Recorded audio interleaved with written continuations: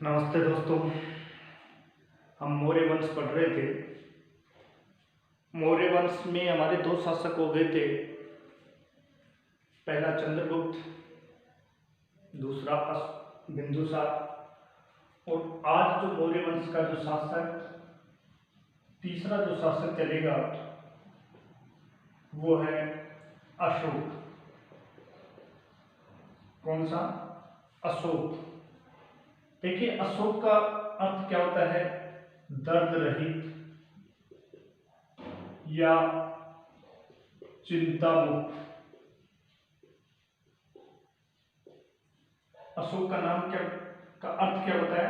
दर्द रहित या चिंता मुक्त। अशोक का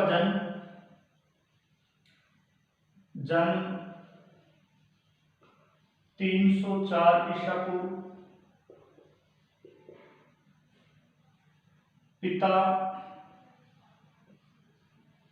बिंदुसार, माता सुभद्रांगी, जिसको धर्मा भी कहा गया। अशोक का जो जन्म हुआ 304 ईसा पूर्व।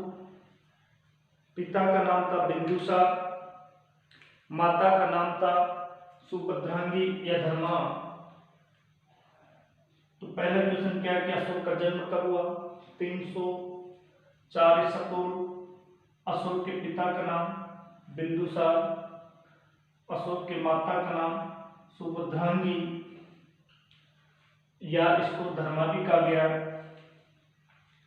अब देखिए, अशोक की जो था उसके अशोक नाम किन किन अभिलेखों में इसका प्राप्त होता है? 4 अभिलेख ऐसे थे जिनमें अशोक का नाम अशोक बताया गया है। पहला जो अभिलेख था वो मास्की, दूसरा गुजरात,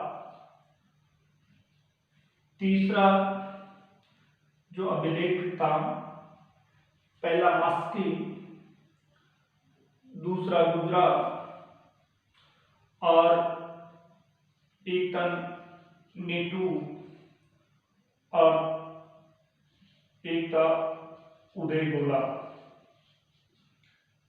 ये 4 अभिलेख ऐसे थे जिसमें अशोक का नाम अशोक मिलता है। पहला मास्की, दूसरा गुजरात, तीसरा नेटू और चौथा उदयगोला। अब देखिए, ये मास्की का है कि मास्क वर्तमान के अंदर है, क्या चल रहा है? कोरोना वायरस चल रहा है और इसके कारण प्रत्येक व्यक्ति को मास्क लगाना जरूरी है। मास्क को कहाँ हम बांधते हैं? कानों की। तो इसमें कै यानी कर्नाटक, ये किसमें था? कर्नाटक में। गुजरात एमपी में, ये नेटू ये भी कर्नाटक, और उदयगोला ये भी कर्नाटक। यानी ज्यादातर जो अशोक के अभिलेख थे वो कर्नाटक में प्राप्त हुए थे। लेकिन इन 4 अभिलेखों में अशोक का नाम अशोक मिलता है। कौन कौन से में? मास्की, जो कहाँ पड़ता है? कर्नाटक में। दूसरा गुजरात, ये कहाँ पड़ता है? एमपी में। तीसरा नेटू, ये कहाँ है? कर्नाटक में। और चौथा उदयगोला। ये 4 जो ये भी कर्नाटक में, ये 4 अभिलेख कक्षा 10th में ये केवल दो ही कक्षा 10 में बता रखा है। कौन सा? मास्की और गुजरात अभिलेख। तो ये 4 अभिलेखों में अशोक का नाम क्या मिलता है? अशोक। क्वेश्चन आ जाता है कि अशोक का नाम किस अभिलेख में अशोक मिलता है? तो मास्की, गुजरात, नेटू या उदयगोला, जो भी ऑप्शन में हो वो सही होगा। तो इस प्रकार अशोक का नाम अशोक इन 4 अभिलेखों में मिलता है। अब देखिए, अशोक की उपाधि या इनको अन्य किन नामों से जानते हैं? देखो, पहला इसको सम्राट अशोक भी कहा गया है। सम्राट इसलिए कहा जाता था कि संपूर्ण जो अधिकार इनका, आपको संपूर्ण राज्य पे इनका अधिकार था। इसमें चंडक अशोक, दूसरे में क्या बताया, चंडक अशोक। चंडक अशोक इसलिए कहा गया क्योंकि इनके पिता जो बिंदुसार थे, बिंदुसार के 16 पत्नियां थी और 16 पत्नियों के, बिंदुसार की पत्नी कितनी थी, 16, और 16 पत्नियों के 101 पुत्र थे। उनमें एक पुत्र ने तो बौद्ध धर्म ग्रहण कर लिया था और 99 भाइयों की हत्या कर दी गई थी। किसके द्वारा, अशोक के द्वारा। ये बात कहाँ हमें लिखी हुई मिलती है कि अशोक ने 99 भाइयों की हत्या करके शासन पर अधिकार किया या शासक बना। ये हमें बौद्ध धर्म के 2 ग्रंथ हैं। एक जो ग्रंथ था वो था दिव्य वदान और एक ग्रंथ था दीपवंश और महायान। तो महावंश में दीपवंश और महावंश था, तो उसमें महावंश में इनमें इनके जीवन परिचय के बारे में वर्णन मिलता है। किसके, अशोक के, कि उन्होंने अपने 99 भाइयों की हत्या करके 273 ईस्वी में ये क्या था, शासक बना। तो उन्होंने जब शासक बना तो ये जो 99 भाई थे, इनकी स्त्रियों को अशोक ने क्या किया था, जिंदा जला दिया था। इसी के कारण इसका नाम क्या पड़ा, चंडक अशोक। फिर तीसरा था प्रियदर्शी, कि जनता का प्रिय होने के कारण इसका नाम प्रियदर्शी। एक था देवा नाम प्रिय दर्शनी, कि देवताओं का प्रिय होने के कारण इसका नाम देवा नाम प्रिय दर्शनी रखा गया। तो इस प्रकार अशोक को ये उपाधियां या अन्य नाम से इसको जानते थे। अब अशोक का जो शासनकाल रहा था, यह शासनकाल था 273 ईसा पूर्व से लेकर 232 ईसा पूर्व तक। 273 ईसा पूर्व से लेकर 232 ईसा पूर्व तक अशोक की जो पत्नी थी, वो पत्नियां विवाह था कि विवाह कितने कि जो पत्नी थी अशोक की, वो कितनी थी। पहली पत्नी थी देवी, जो विदिशा की राजकुमारी थी। विदिशा की क्या थी, राजकुमारी। कक्षा 10 में यही बताया गया कि विदिशा की राजकुमारी। दूसरी पत्नी थी इसकी कारुवाकी। तीसरी पत्नी थी इसकी पद्मावती और चौथी पत्नी थी इसकी संधिमित्रा और पांचवी पत्नी थी इसकी तुस्य रक्षिता। इस प्रकार अशोक ने 5 विवाह किया। पहली पत्नी का नाम देवी, दूसरी कारुवाकी, तीसरी पद्मावती, चौथी असंधिमित्रा और पांचवी तुस्य रक्षिता। तो ये 5 पत्नियां थी इनकी। कुछ इतिहासकार इनकी 4 पत्नी बताते हैं। पद्मावती और देवी को एक ही मानते, लेकिन ज्यादातर नहीं ये कहा कि इनके 5 विवाह अशोक ने किए थे। अब देखिए कि जो इनके पुत्र हुए, इनके पुत्र का नाम था महेंद्र और एक पुत्री हुई जिसका नाम था संघमित्रा। कारुबाकी, कारुबाकी के पुत्र का नाम था तीवर, और जो पुत्री थी उसका नाम था चारुमती। पद्मावती के जो पुत्र था उसका नाम था कुणाल। कुछ इतिहासकार इसके पुत्र जालोक मानते हैं और इसके कोई पुत्र नहीं हुआ था। इस प्रकार जो अशोक के पुत्र थे वो 4 पुत्र माने गए हैं। महेंद्र के, अशोक के जो पुत्र थे वो 4 पुत्र माने गए। महेंद्र, दूसरा तीवर, तीसरा कुणाल और चौथा जालोक, और 2 पुत्रियां। और देखिए कि ये जो महेंद्र संघमित्रा थे, जब कलिंग युद्ध हुआ और कलिंग युद्ध के बाद में अशोक ने कौन सा धर्म ग्रहण कर लिया था? बौद्ध धर्म ग्रहण कर लिया था। बौद्ध धर्म ग्रहण करने के लिए उन्होंने अपने पुत्र और पुत्री को श्रीलंका भेजा। बौद्ध कहां पर भेजा गया? श्रीलंका। किसका प्रचार करने के लिए? बौद्ध धर्म का प्रचार करने के लिए महेंद्र और संघमित्रा को। उस समय यहाँ का शासक कौन था? मोगली, मोगली पुत्र तिस्त। कौन था? मोगली पुत्र तिस्त। जब अशोक ने बौद्ध धर्म ग्रहण किया था तो उसमें अशोक ने क्या किया कि उस समय तीसरी बौद्ध संगीति हुई थी, तृतीय बौद्ध संगीति, और इसके समय इसका अध्यक्ष जो बनाया गया था उसको यही श्रीलंका का जो शासक था वो बना था इसका क्या? अध्यक्ष। कौन?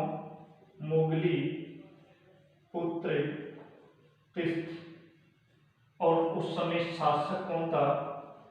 शासक था अशोक।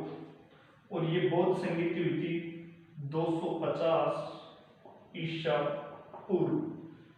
तो इन्होंने क्या किया? महेंद्र और संघमित्रा ने श्रीलंका में बौद्ध धर्म का प्रचार प्रसार किया।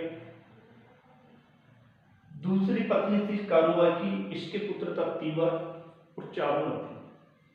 चारुमती को अशोक ने कहां भेजा? नेपाल। कहां भेजा? नेपाल। चारुमती बौद्ध धर्म में का प्रचार प्रसार करने कहां गई थी? नेपाल गई थी। लेकिन उन्होंने क्या किया कि नेपाल नरेश से प्रेम हो गया और वहीं उन्होंने क्या कर ली? जो नेपाल नरेश था, नेपाल का जो शासक था देवपाल, उससे उन्होंने विवाह कर लिया। किससे? देवपाल से। जब अशोक नेपाल गया तो उन्होंने एक नगर की स्थापना की और उसने का नाम रखा गया ललित पतन। ललित पतन नाम का एक नगर बसाया अशोक ने, क्योंकि ये किससे मिलने गया था? चारुमती से नेपाल में। जब वो वापस नहीं गई तब उन्होंने यहाँ विवाह कर लिया।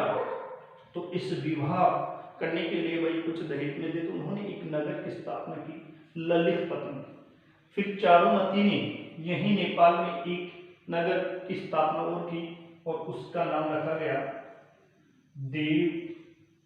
देवपतन नगर। ये इनकी स्थापना किसने की? चारुमती ने। तो इस प्रकार कारुबाकी के एक पुत्र और एक पुत्री, पुत्र का नाम तीवर और पुत्री का नाम था चारुमती। चारुमती नेपाल की। इसमें महेंद्र श्रीलंका और संघमित्रा ये कहाँ गई? श्रीलंका।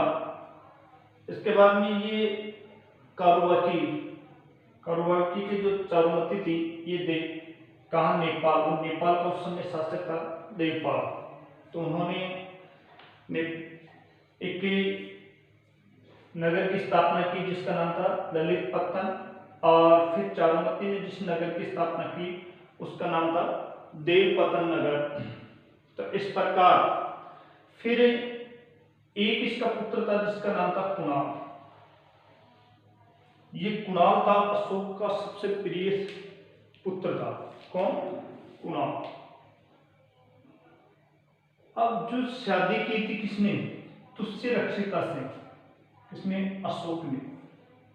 ये जब शादी की, जब तुस्य रक्षिता की जो आयु थी वो लगभग 27-28 साल थी, और इधर अशोक की जो आयु थी वो लगभग 60 से 65, यानी तुस्य रक्षिता से ये डबल उम्र का था। लेकिन फिर भी उन्होंने क्या किया? इनसे विवाह किया।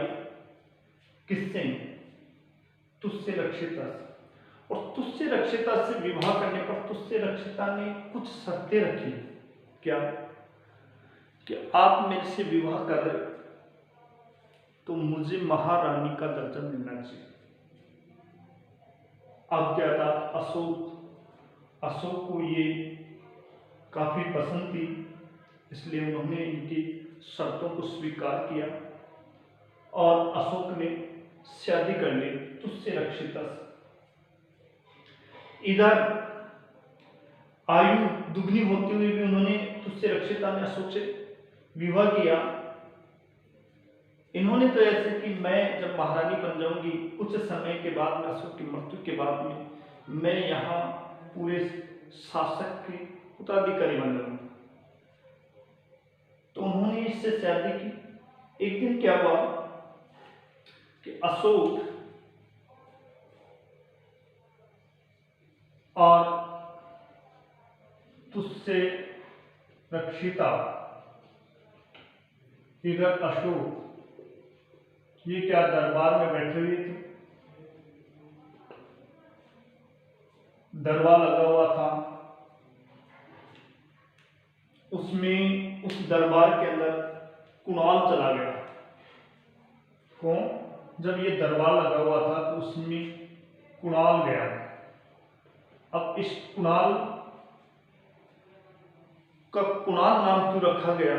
कुणाल का अर्थ क्या होता है? कुणाल शब्द का अर्थ होता है सुंदर आंखें। सुंदर आंखें। कुणाल का अर्थ क्या होता है? सुंदर आंखें। कुणाल एक ही हिमालय की तरह में एक ही पक्षी पाया जाता है और उसकी आंखें होती है वो काफी सुंदर होने के कारण उसको कुणाल का शब्द से संबोधित किया जाता है। इसका कुणाल का वास्तविक नाम था विधर्मा, लेकिन इनकी सुंदर आंखें होने के कारण इसका नाम अशोक ने क्या रख दिया? कुणाल। कुणाल की नजरें किस पर, ये तुस्य रक्षिता की नजर किस पे पड़ी? कुणाल पर। और उसके मन ही मन में ये होने लग गया कि किस प्रकार मैं इसको प्राप्त करूं, और उनके मन में क्या भावनाएं होंगी, उनसे विवाह करने। इन्होंने जैसे ही सभा समाप्त हुई तो तुस्य रक्षिता ने अपने दरबार में कुणाल को बुलाया और उनके सामने प्रस्ताव रखा। किसका? शादी का। कुणाल ने कहा कि हे माते, आप मेरे पिता की पत्नी हो तो एक माता समान हूं, मैं आपसे कैसे शादी कर सकता हूं? बोले आपने यदि मेरी बात नहीं मानी तो मैं आपको मरवा भी सकती हूं। लेकिन फिर भी कुणाल ने कहा कि मैं आपकी बात नहीं मान सकता, क्योंकि कुणाल का विवाह हो चुका था और इसकी पत्नी थी कंचन माला। कंचन माला किसकी? कुणाल की पत्नी का नाम क्या था? कंचन माँ। और उन्होंने तुझसे रक्षिता को कुणाल ने मना कर दिया कि मैं आपसे शादी नहीं कर सकता। ऐसे में ही तक्षशिला में विद्रोह हो गया। तो अशोक ने वहां विद्रोह को दबाने के लिए किसको भेजा? कुणाल। इधर पीछे से अशोक क्या हो गया? बीमार। और उसकी काफी सेवा किसने की? तुझसे रक्षिता। जब तुझसे रक्षिता ने अशोक की सेवा की और उससे अशोक ठीक हो गया तो खुश होकर कहा, महारानी आपकी सेवा से मैं बड़ा खुश हूं, आप जो भी मांगे वो मांग सकती। बोले महाराज आप मैं मांगू नहीं दोगे? बोले क्यों नहीं दूंगा, आप मांगो। तो उन्होंने कहा महाराज आपके हस्ताक्षर सहित मुझे 2 आदेश पत्र चाहिए। बोले 2 क्या पूरी लेटर पे भी ले लो। तो उन्होंने अशोक के हस्ताक्षर सहित तुझसे रक्षिता ने क्या ले ली? 2 आदेश पत्र। और उस पे लिखा कुणाल की आंखें निकलवाने के लिए। उसमें उन्होंने क्या लिखा कि आप मंत्रियों से ये कहा कि आप कुणाल की मुझे आंख निकाल के ले आओ, क्योंकि ये कहाँ गया हुआ था? वहां तक्षशिला में। जब आदेश के पत्र पे किसके हस्ताक्षर? अशोक की। तो मंत्रियों ने भी उनकी आज्ञा का पालन किया।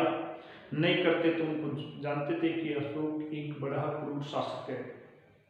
चले गए।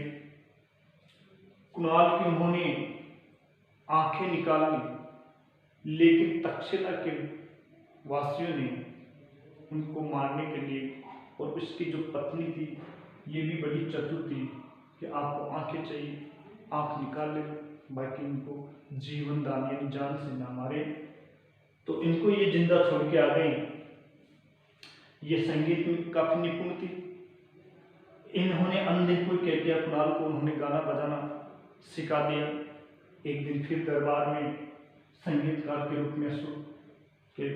जब इस बात का पता अशोक को लगा तो तुझसे रक्षिता को क्या किया? जिंदा जलवा दिया। और जब ये दोबारा उसके दरबार में आए और उन्होंने बताया किसको? अशोक को, कि मैं आपका पुत्र कौन हूं? कुणाल। तो उन्होंने कहा कि राजनीति में अंधे को शासक नहीं बनाया जा सकता।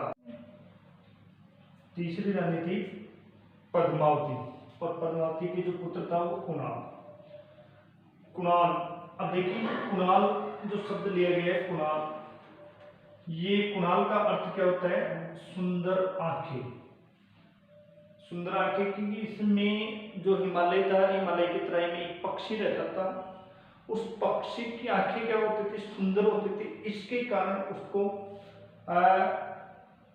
इसका नाम भी क्या रखा गया? कुणाल। वैसे इसका विविधर्मा नाम था, लेकिन अशोक ने उसकी आंखें सुंदर होने के कारण उसका नाम कुणाल रखा। कुणाल ने क्या किया कि ये एक बार जो दरबार चल रहा था उसमें अशोक और तुझसे रक्षिता बैठी हुई थी। जब तुझसे रक्षिता ने कुणाल को देखा तो कुणाल के प्रति उसमें प्रेम की भावना उत्पन्न हो गई कि इतना सुंदर।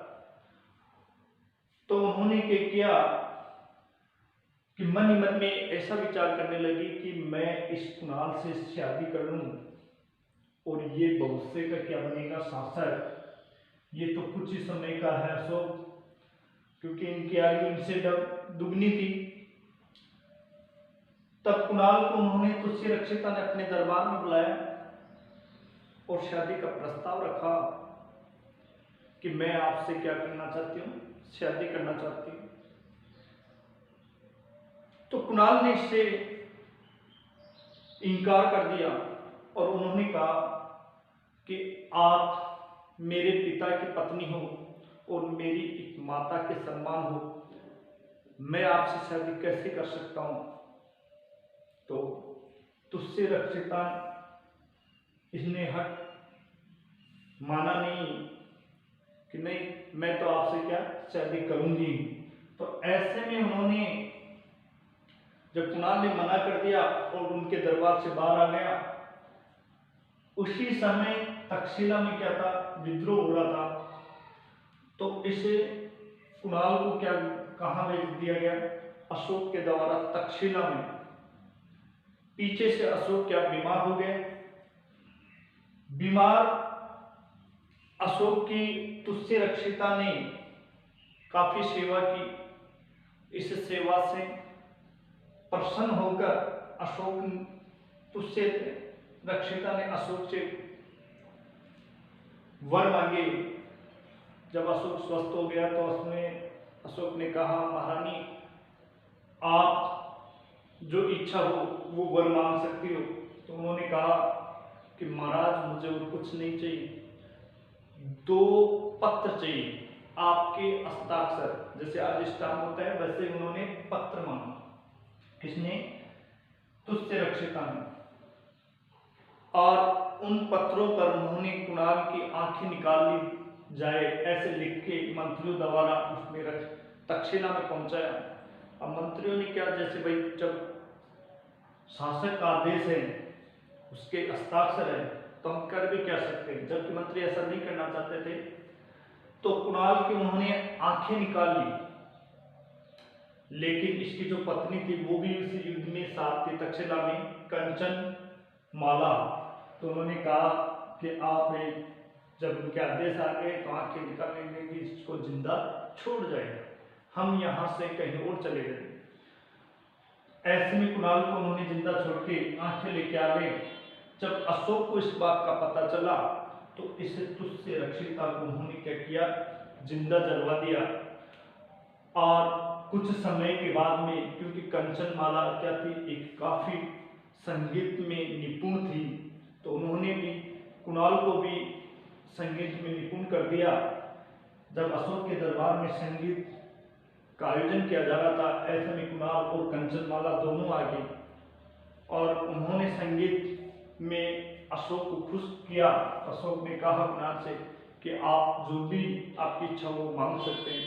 कुणाल ने कहा, महाराज मैं आप ही का पुत्र हूँ और आपका शासन, मैं यहाँ का शासक बनना चाहता हूँ।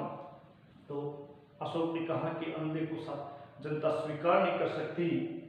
तो उन्होंने कहा कि मैं अपने लिए नहीं मांग रहा, मैं अपने पुत्र संपत्ति के लिए ये शासक मांग रहा हूं। और अशोक ने क्या ये शासक ने उनको संपर्क किया और 8 वर्ष तक उसका संरक्षक बनकर कौन, कुणाल शासन किया। तो अशोक के बाद में ये संप्रति शासक बनता है। तो इस प्रकार ये यहाँ तक की कहानी थी। अगले जो भी आगे जो चलेगा उसमें जैसे अशोक की कलिंग युद्ध से स्टार्ट होगी, तो एक बार इसको दोबारा देखें कि मौर्य वंश, और मौर्य वंश का तीसरा शासक था अशोक। अशोक का अर्थ होता है दर्द रहित या चिंता मुक्त। अशोक का अर्थ क्या होता है, दर्द रहित या चिंता मुक्त।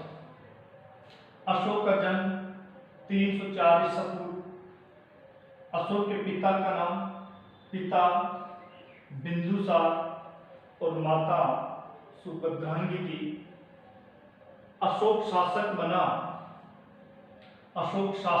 था 273 ईसा पूर्व, और इसका राज्याभिषेक हुआ 269 ईसा पूर्व। देखिए क्वेश्चन यहाँ पर कैसे आ सकता है कि राज्यारोहण और राज्याभिषेक। क्वेश्चन, अशोक का राज्यारोहण कब हुआ, तो आंसर आएगा 273 ईसा पूर्व। अशोक का राज्याभिषेक कब हुआ, 269 ईसा पूर्व।